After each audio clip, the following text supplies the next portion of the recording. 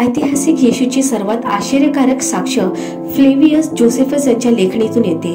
ते रोम विरुद्धच्या युद्धात यहुदी सेनापती होते। त्यांचा लेख अँटिक्विटीज 1833 मध्ये पुढील उल्लेखनीय उतारा आढळतो। या सुमारास पिलाताच्या काळास एक ज्ञानी मनुष्य प्रकट झाला। त्याचे नाव येशू होते। तो अद्भुत आणि आश्चर्यजनक कृत्य करणारा होता। तो गुरु आणि उपदेशक होता। जो कोणी त्यासोबत येत असे त्यास तो सत्याच्या गोष्टी सांगत असायचा। त्याने पुष्कळ यहुदी आणि ग्रीक लोकांचे मार्गदर्शन केले होते। हा माणूस ख्रिस्त होता।